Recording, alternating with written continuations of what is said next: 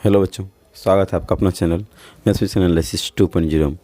आज हम लोग क्लास 8 के साइंस का चैप्टर नंबर 7 पौधे तथा जंतुओं का संरक्षण का क्वेश्चन आंसर देखने जा रहे हैं। आइए बच्चों, हम लोग इस वीडियो में दीर्घोत्तरीय क्वेश्चन को देखते हैं। आइए, पहला क्वेश्चन आपका है कर है वनोन्मूलन के विभिन्न कारकों तथा इसके दुष्प्रभाव का वर्णन करें। ठीक है, करा इसका मतलब दुष्प्रभाव के बारे में लिखने के लिए आइए लिखते हैं हम लोग। करा मानव की बढ़ती आबादी तथा उसकी बढ़ती आवश्यकता की पूर्ति के लिए वनों की बड़े पैमाने पर कटाई हुई है। इसका प्रमुख कारण है मनुष्यों की बढ़ती जनसंख्या। इसका प्रमुख कारण क्या है? मनुष्यों की बढ़ती जनसंख्या, औद्योगिकरण, शहरीकरण, कृषि योगदान, भूमि का विस्तार, अत्यधिक पशु चरण इत्यादि के साथ साथ प्राकृतिक कारणों जैसे निवासकारी बाढ़, पोषक सुखाड़, भूस्खलन, भूकंप, सुनामी में भी वनों का नाश होता है। कराई सब वजह से क्या होता है? वनों का नाश होता है। उन्मूलन से कई प्रकार की दुष्प्रभाव उत्पन्न हो रही है जो निम्नलिखित हैं। कह रहा क्या मतलब इस सब चीज़ से मतलब बहुत सारा हानि होता है जो क्या निम्नलिखित हम लोग देखते हैं। बता क्या क्या हानि होते हैं। आइए पहले हम लोग पहला स्टेटमेंट देखते हैं। कह रहा है क्या उन्मूलन का परिणाम उष्मान है। कार्बन डाइऑक्साइड पौधे द्वारा अवशोषित नहीं हो पाते हैं। पौधे की संख्या कम हो जाएगा तो कार्बन डाइऑक्साइड क्या पौधे द्वारा नहीं हो पाएगा। ठीक है, अवशोषित नहीं होता है। ठीक है, यह वायुमंडल में जमा हो जाता है।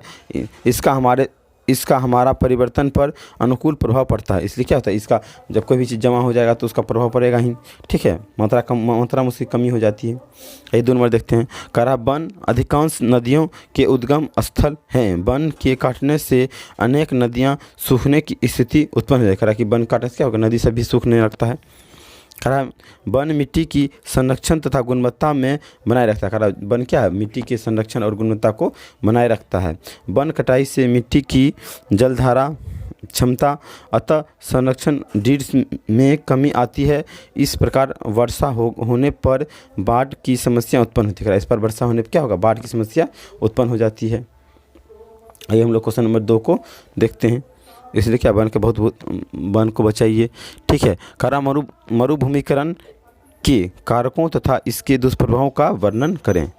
करा है उर्वरक भूमि बाजार भूमि में परिणत होने की प्रक्रिया को मरुभूमिकरण कहते हैं। करा उर्वरक भूमि को बाजार भूमि में मतलब मार्केट बनाने में इसको क्या कहते हैं, प्रसारीकृत की प्रक्रिया को मरुभूमि कहते हैं। इसका प्रमुख कारण मनुष्य द्वारा पशुओं की जनसंख्या में तीव्र वृद्धि, अनियमित पशुचरण, वर्षा की कमी, भूमिगत स्तर में गिरावट, मिट्टी का उत्पादन, उर्वरकों बेतहाशा उपयोग, दोष गुण, जल प्रबंधन, भूमि का अनियमितता, दोहन तथा वनों उन्मूलन। करा ये सब मतलब वजह से क्या होता है मरुभूमि, इस सब वजह से मरुभूमियों में क्या होता है मतलब दुष्प्रभाव होता है जो। ठीक है, इस पर मतलब परेशानी होता है। आइए हम लोग क्वेश्चन नंबर 3 देखते हैं। प्लीज़ आप लोग वीडियो को लाइक कीजिए और सब्सक्राइब कीजिए। चैनल को सब्सक्राइब नहीं करते हैं प्लीज़ सब्सक्राइब कीजिए। वनों उन्मूलन से अत्यधिक सुखाड़ तथा बाढ़ की समस्याएं किस प्रकार उत्पन्न हो रही है। करा है इससे सुखाड़ एवं बाढ़ की समस्या किस प्रकार उत्पन्न हो रहा है। करा वनों के नाश होने से वायुमंडल में कार्बन डाइऑक्साइड गैस की मात्रा में वृद्धि हो रही है जिससे तापमान की समस्या उत्पन्न हो रही है। इसमें पृथ्वी के वायुमंडल के औसत तापमान में वृद्धि हो रही है। इस कारण ध्रुवीय हिमपंत के पिघलने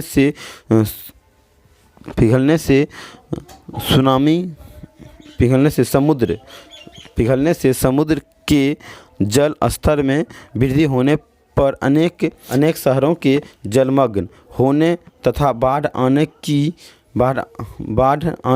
की संभावना बढ़ गई है। ये सब इकट्ठा हुआ है। बाढ़ आने की संभावना बढ़ गई है तथा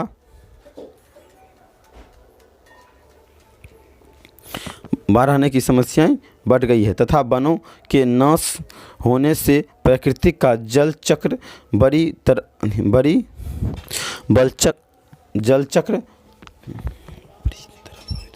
तरह प्रभावित हो रहे हैं, जिससे वर्षा में कमी आई है। इस कारण सुखाड़ की समस्या उत्पन्न हो रही है। इस प्रकार वनोन्मूलन से सुखाड़ की समस्या उत्पन्न हो रही है। इस प्रकार क्या होगा, वनोन्मूलन से सुखाड़ की समस्याएं उत्पन्न हो रही है। इस प्रकार हम लोग क्या करना है, वनों की रक्षा करना चाहिए। प्लीज़ आप लोग चैनल को सब्सक्राइब कीजिए, आप लोग चैनल को सब्सक्राइब नहीं करते हैं। देखिए, वन जीवों की विलुप्त के विभिन्न कारकों तथा संरक्षण के तरीकों का वर्णन करें। वनों के विलुप्त से प्रमुख कारक हैं वनों की निरंतर कटाई, अनियमितता, वन जीवों के शिकार, प्रदूषण स्तर बढ़ा आदि। वनों संपदा के संरक्षण के उद्देश्य से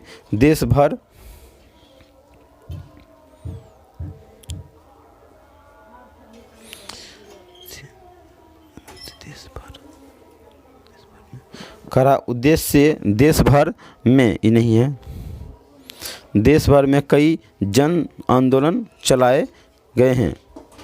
ठीक है, सुंदरलाल बहुगुणन द्वारा उत्तराखंड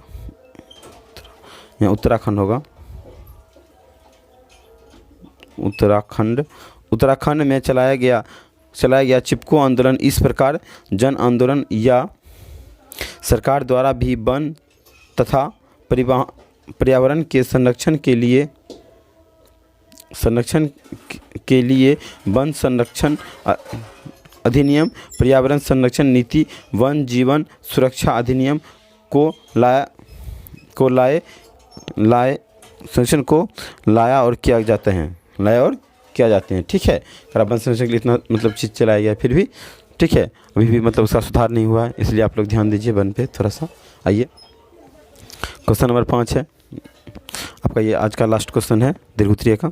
कह रहा है पुनः वन्य रोपण की महत्व पर प्रकाश डालें। ठीक है, पुनः वन रोपण पे आइए। कह रहा है वन्यमूलन के पक्षग्रह नष्ट हो चुके हैं।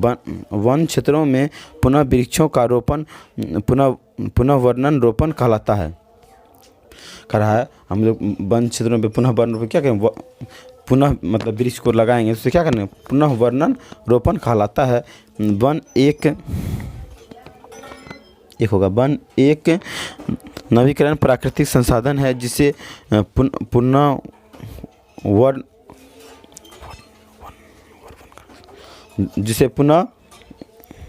वर्णन रोपण से पुनः जीवित बनाया जा सकता है। पृथ्वी द्वारा पर्यावरण के संरक्षण के पुनर्वनन रोपण तथा वृक्षारोपण करना चाहिए ताकि हम लोगों का अस्तित्व है।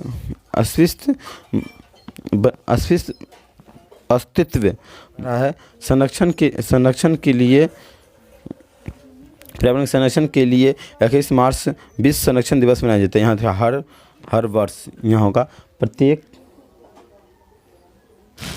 वर्ष कर रहा है। यहाँ देखिए, वन तथा पर्यावरण संरक्षण के लिए प्रत्येक वर्ष 21 मार्च को विश्व वन दिवस मनाया जाता है। इसलिए हम लोग क्या विश्व वन दिवस भी प्रत्येक वर्ष मनाते हैं ताकि क्या करें, वन की मतलब बचा सकें वन की संस्कृतियों को। ठीक है, आई होप आपको वीडियो अच्छा लगा। Please like share and subscribe कीजिए। Thank you.